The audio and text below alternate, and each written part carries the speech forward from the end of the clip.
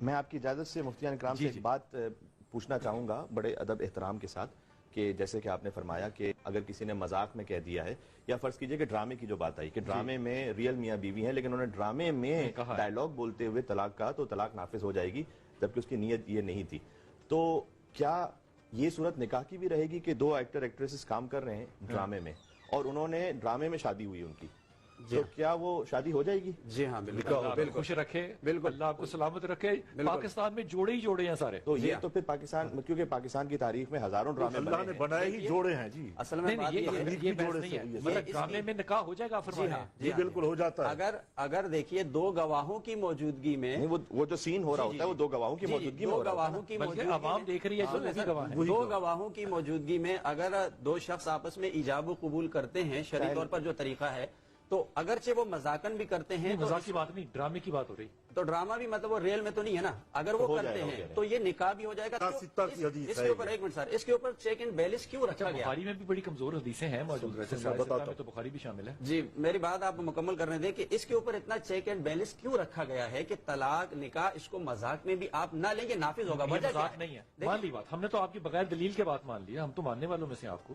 یہ مذاق میں نہیں ہے. اگر یہ مذاق نہیں ہے تو پھر تمام مسالک جو ہیں یہ الگ الگ کیوں اوپینین رکھتے ہیں اس کے بارے میں اپنا؟ نہیں یہ دیکھیں چاروں مسالک اس میں الگ الگ اوپینین نہیں رکھتے ہیں. طلاق کے معاملے میں بھی اور نکاح کے معاملے میں بھی. لیکن اہل حدیث تو الگ موقف رکھتے ہیں. اہل حدیث کوئی مسلک نہیں ہے. اہل حدیث کوئی مسلک نہیں. اہل حدیث غیر مقلد ہیں. فقہ جعفریہ کے مطابق چونکہ وہ جس حدیث کا حوالہ دے رہے ہیں ہمارے حدیث کا جو سلسلہ ہے جو راویوں کا سلسلہ ہے جو معتبر سلسلہ ہے وہ اور طریق سے اور احناف کے اور طریق سے تو بہرحال ہمارے یہاں پر آپ کا طریقہ امام زین العابدین امام جعفر صادق ان جعفر ابن محمد صادق صرف طریق کا ہی مسئلہ ہوگا باقی کوئی مسئلہ نہیں ہے. امام اعظم ابو حنیفہ کے جو پیر و مرشد ہیں وہ کون ہے؟ جی جی جی وہ امام جانتے ہیں امام جعفر صادق علیہ السلام. امام جعفر صادق کی تو ہے. تو امام جعفر صادق علیہ السلام کے تمام اقوال کو انہوں نے اختیار نہیں کیا نا تو اس لیے وہ طریقہ مختلف ہو گیا. امام جعفر صادق از امام محمد باقر از امام زین العابدین از امام حسین علیہ السلام از امام علی علیہ السلام اور ان رسول اللہ صلی اللہ علیہ وآلہ وسلم. فقہ جعفریہ میں ایک تو یہ ہے کہ طلاق کا ایک عربی صیغہ ہے.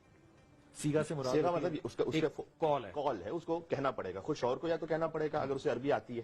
اگر اسے عربی نہیں آتی تو کوئی ایسا اویلیبل ہے کہ جو اس کی جانب سے اس سیغے کو جاری کر سکے. جیسے نکاح کا بھی سیغہ عربی میں ہے اسے خود بھی پڑھ سکتا ہے وہ اگر نہیں پڑھ سکتا وہ دیکھ کے بھی پڑھ سکتا ہے. سیغے کا مطلب کیا ہوتا ہے؟ نیت ہے. نہیں سیغے کا مطلب یہ ہوتا ہے کہ ایک فارمولا ایک کوٹیشن تو اسے یہ کہنا ہے اور اس پر وہ طلاق جاری ہوگی. اور یہ اس لیے کہنا ہے تاکہ اس کی نیت کے اوپر کوئی شک نہ رہ جائے کہ یہ یہی کرنا چاہتا ہے جو کہہ رہا ہے. ساتھ میں طلاق کے معاملے میں بھی فقہ جعفریہ کے مطابق دو عادل گواہوں کی ضرورت ہے. اس کے بغیر نہیں. جی تو یہ ایک اضافی شرط ہے. بہرحال اللہ سبحانہ و تعالیٰ نے اسے اس طرح سے رکھا ہے کہ مشکل سے مشکل پروسیس سے ایک انسان گزرے سوچ سمجھ کر آسان نہیں کرنا کہ دو عادل گواہ اس کے سامنے ہوں تب جا کے وہ طلاق کا صیغہ جاری کرے اور بھی اس کی اگر وہ تنہائی میں کر دے اگر وہ تنہائی میں کر دے تو وہ نافذ نہیں ہوگا. اسی طریقے سے اگر مذاق میں بول دے تو وہ نافذ نہیں ہوگا چونکہ ہمارے وہ جو انما الاعمال بالنیات کی حدیث ہے وہ غالب ہے. وہ حدیث ہے وہ حدیث تو ہے وہی تو حدیث ہم کہہ رہے ہیں بلال بھائی اسی حدیث کی تو بات ہم کر رہے ہیں. تو پھر اس میں پوری پڑھ رہے ہیں نا تلاوت کر رہے ہیں نا. ایک سیکنڈ.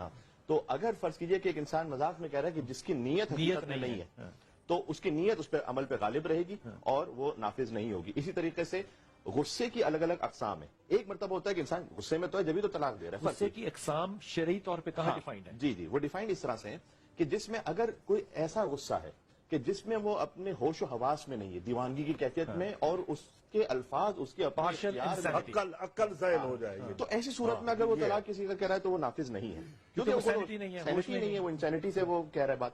لیکن اگر ایک ایسا غصہ ہے کہ جو عام غصہ آ جاتا ہے اور لیکن اس کو سوچ سمجھ کے کہہ رہا ہے اس سے ہی میں چاہے کہہ رہا ہوں لیکن اسے پتا ہے کہ میں کون سے الفاظ استعمال کر رہا ہوں تو ایسی صورت میں پھر نافذ ہوئے گا. لیکن اگر وہ دو عادل گواہوں کے سامنے ہو یہ نہیں کہ اگر تنہائی میں اس نے کہہ دیا تو یہ عادل گواہوں کا ہونا جو ہے یہ شرط ہے کہ وہ دو بندے ایسے جو کہ عادل ہوں اور اس کے جاننے والے ہوں. جاننے والے ضروری نہ جاننے والے ضروری لیکن عادل کا مطلب اچھا یہ دونوں عادل گواہ عورت بھی لے کر آ سکتی ہے. کون سی عورت بیوی بھی لے کر آ سکتی ہے؟ وہ بیوی اگر لے کر آ سکتی ہے تو شوہر نے جب جاری کیا ہے تو اگر وہ بیوی بھی لے کر آئی ہوئی ہے اور دو عادل گواہ اس کے سامنے تو کافی ہو جائے گا. ٹھیک ہو گیا. فقہ جعفریہ کے مطابق جی میں عرض کر رہا ہوں آپ سے وہ لباس سے پتہ چلتا ہے کہ فقہ جعفریہ کے مطابق کر رہے ہیں. حضور اقدس کیا نیت کا دار و مدار اعمال پر بھاری ہے یا اعمال کا ہونا بھاری ہے نیت پہ؟ دیکھیے مسئلہ یہ ہے کہ یہ جو طلاق کا مسئلہ ہے میرے سوال کا جواب چھوڑ دیں، یہ طلاق سے جڑا ہوا میں جو جاننا چاہتا ہوں وہ یہ ہے کہ یا اس حدیث ہے چھوڑ دیں، وہ آپ کی بات میں بڑے ادب سے کہہ رہا ہوں، میں یہ جاننا چاہ رہا ہوں کہ نیت بھاری ہے طلاق دینے میں یا نہیں، صرف عمل ہی بھاری ہے؟ نہیں، نیت کا اس میں دیکھیں عبادات کے اندر جو ہے نیت معتبر ہے، اس کے علاوہ بقیہ جو انسان کے افعال ہیں اس میں ظاہری اس کے جو عبادات میں نیت معتبر ہوتی ہے، معتبر اس کا مطلب میں اگر بغیر نیت کے نماز میں نے ادا کر دی تو وہ ادا نہیں ہوگی، بالکل نہیں ہوگی۔ اچھا یہی نیت جو ہے نکاح میں ضروری ہے؟